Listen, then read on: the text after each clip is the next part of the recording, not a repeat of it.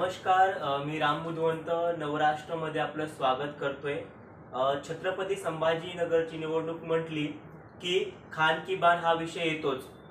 मागील अनेक वर्षांपासून ही निवडणूक धर्म, जात पात या विषयावरच लढवल्या जात होती. पण यावेळेस एक उमेदवार असा होता ज्याने विकासाची गोष्ट केली. शहरातील कचरा, रोगराई यावर सुद्धा तो उमेदवार जनतेमध्ये बोलत होता. असे अपक्ष उमेदवार जीवन राजपूत सर आपल्या सोबत आहेत. ते पेशाने एक डॉक्टर आहेत, पण यावेळेस ते राजकारणात उतरले होते. सर, काय माइंडसेट घेऊन तुम्ही राजकारणात आले होते?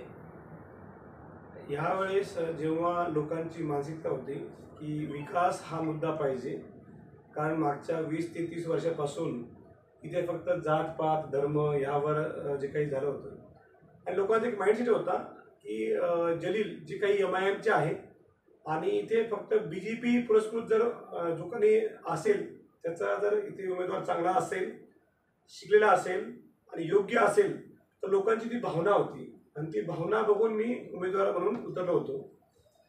काय काय तुमचे लक्ष होते की तुम्ही जर निवडून आले असते तर विकासासाठी काय करणार होते तुम्ही? काय लोकांपर्यंत तुम्ही पोहोचवलं होतं? लोकांना त्यावेळेस जसं की मेन बेसिक ज्या गोष्टी आहेत, पाणी, रस्ता, कचरा, सुरक्षा, इथला जो मेन प्रश्न वाढतो आहे, बेरोजगारी वाढते आहे, इथला IIT असेल, IIM असेल, इंडस्ट्री असेल, इथलं शिक्षणाचं असेल, कोणती जिल्हा परिषद बंद पडू नये, मनपाची शाळा बंद पडू नये म्हणून मी सांगितलं होतं. मला काय पगाराची इच्छा सुद्धा नाही आहे, जो पगार सुद्धा मी त्यांना देईल म्हणून. आणि शेतकऱ्यांचे जे प्रश्न आहे म्हणजे जो मिनिमम गॅरंटी आहे, व्यवसाय आहे इथला, सर्वात महत्त्वाचं आपल्या शहराला जो काही शहराला जागतिक वारसा लाभलेला आहे टुरिझमचा आणि मेडिकल टुरिझम, जर त्यामध्ये बघितलं खूप मोठं पॅरामीटर असं होतं की ज्यामध्ये आपलं शहर फक्त भारतात नव्हे तर जगाच्या पाठीवर त्याला योग्य ते स्थान मिळण्यासाठी आपल्याला योग्य उमेदवार मिळाला तर तो पुढे जाऊ शकतो, हे मला कळलं होतं आणि त्या अँगलने मी इथे उतरलो होतो.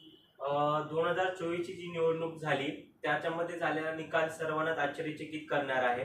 कारण की संदीपान भुमरेंना मिळाली ऐनवेळी उमेदवारी आणि त्याच्यामध्ये ते निवडून सुद्धा आले. कारण प्रत्येकाला वाटत होतं की खैरे किंवा जलील या दोघांमध्ये चांगलं कॉम्पिटिशन होईल आणि भुमरेंचं कोणाकडे लक्ष पण नव्हतं. काय विचार करताय तुम्ही? कशा अँगलनं बघताय या विजयाकडे? नाही, लोकांचं जरी तर्कवितर्क असेल तरी आम्हाला पूर्णपणे गॅरंटी होती की यावेळेस मात्र लोकांनी मागच्या 1 ते 1.5 वर्षापासून जो काही माइंडसेट तयार केला होता की जलील हे MIMचे असल्यामुळे इथे मात्र BJPचाच उमेदवार पाहिजे. परंतु BJPचं जेव्हा अमित शहा भाई आले होते तेव्हा सुद्धा त्यांनी सांगितलं होतं की तुम्ही कमल केले का, परंतु काही इथे राजकीय घडामोडी होत्या, युती होती आणि शिवसेनेचं सीट असल्यामुळे हे BJPच्या उमेदवाराला न मिळता जेव्हा शिवसेनेकडे सीट गेलं तेव्हा लोकांना एक ऑप्शन पाहिजे होता जो की ऐन वेळेला त्यांना विचार करण्यासाठी भाग पाडेल. तर त्यामुळे मी उतरलो होतो. परंतु शेवटच्या 2 दिवसामध्ये जर बघितलं आपण की लोकांना कळलं की बाबा आता एकच उमेदवाराला आपल्याला सपोर्ट करावा लागेल, तेव्हा मग मी एक उमेदवाराने मागे येणं हे रास्त होतं. मी कोणालाही बाहेर ओपनली न बोलता आपली बूथ संख्या जेव्हा मागे घेतली तेव्हा त्यांचा विजय निश्चित होता हे सगळ्यांना कळलं होतं. पण तुमच्यावर MIMचे जे उमेदवार आहेत इम्तियाज जलील त्यांना सपोर्ट करण्याचा आरोप काही कार्यकर्त्यांकडून लावला जात होता. कारण की हिंदू वोट डिव्हायजन व्हावं यासाठी तुम्ही उभे राहिले आहात असं पण भुमरेंच्या काही कार्यकर्त्यांकडून सतत म्हणलं जात होतं. त्यावर काय बोलाल तुम्ही? ते जेव्हा निवडणूक असते तेव्हा आरोप प्रत्यारोप हे करणं गरजेचं असतं आणि तो एक तुम्ही जर बघितलं असेल, मी जेव्हा बूथ सिस्टीम मागे घेतली तर माझी जी इंटरनल जे सोर्सेस आहे प्रत्येकाला जेव्हा सांगितलं की आपल्याला BJPच्याच उमेदवाराला जेव्हा सपोर्ट करायचा आहे तर तुम्ही बघा, मी कोणाचे मत खाल्ले नाही.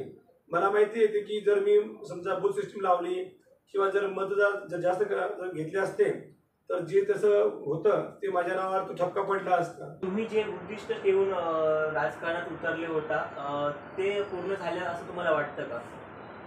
नक्कीच, कारण की इतक्या शॉर्ट म्हणजे कमी वेळेमध्ये ॲटलिस्ट लोकसभेमध्ये विकासाचे मुद्दे मांडता यावे, विकासावर सुद्धा ही चर्चा व्हावी, तो उद्देश सफल झाला. दुसरी गोष्ट, इथे NDAचे जे काही उमेदवार असेल भारतीय जनता पार्टीच्या पुरस्कृत उमेदवार असेल त्याने जिंकावं, तेही जिंकलेलं आहे. त्यामुळे दोन्ही उद्देश सफल झालेले आहे. आणि राहिली गोष्ट तिसरा की जो अनुभव मला घ्यायचा होता की लोकसभा काय असते, राजकारण काय असतं, राजकारणामध्ये कोण आपलं कोण तुटलं असं काही नसतं.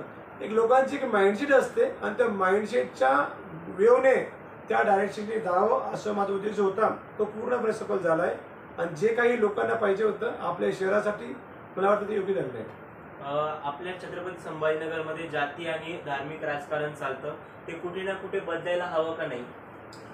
ते बदलण्यासाठीच किंवा लोकांच्या माइंडसेटमध्ये पुढच्या 5 वर्षामध्ये तरी सुद्धा लोकांनी आपले जे काही सांसद आहेत त्यांना विकासाच्या मुद्द्यावर भेटणं, विकासाच्या मुद्द्यावर चर्चा करणं, आपल्या शहरासाठी विकासाचे ज्या काही गोष्टी आणता येईल त्यावर सपोर्ट करणं हे आपल्या सगळ्या शहरवासियांचं कार्य आहे, ना की फक्त जात धर्म. तर तो इथून पुढे आपण कार्य करू. संदीपान भुमरे त्या अपेक्षा पूर्ण करतात का शहरवासियांची? आजपर्यंत त्यांना मी जे बघितलेलं आहे त्यांनी पैठणमध्ये तसं बऱ्यापैकी विकास केलेला आहे. परंतु लोकसभा ही थोडीशी वेगळी असते, तिथे काही लँग्वेजचे बारीक येतं. तर ते कसे पुढे जे जातील त्यांना काही सपोर्ट लागला तर आम्ही निस्वार्थ भावनेने सपोर्ट करूयाच. परंतु शेवटी त्यांना स्वतःच ते काही गोष्टी शिकाव्या लागतील आणि ते मला वाटतं हुशार आहे. आजपर्यंत बऱ्यापैकी राजकीय अनुभव आहे आणि सपोर्ट सर्वांचा असल्यामुळे मला वाटतं कुठेतरी ज्या आशा आहे त्या आपल्याला दिसत आहे. खूप खूप धन्यवाद सर. आपल्यासोबत अपक्ष उमेदवार डॉक्टर जीवन राजपूत सर होते. त्यांचं एवढंच म्हणणं आहे की जे काही निवडून आलेले उमेदवार आहेत संदीपान भुमरे, त्यांनी शहरवासियांच्या ज्या अपेक्षा आहेत की शहराला पाणी मिळावं, शहरात स्वच्छता राहावी, जे पर्यटन आहे त्यात विकास व्हावा आणि तेच माइंडसेट घेऊन ते राजकारणात उतरले होते. त्या अपेक्षा संदीपान भुमरे यांनी पूर्ण कराव्यात हे त्यांचं म्हणणं आहे. छत्रपती संभाजीनगर, राम बुधवंत.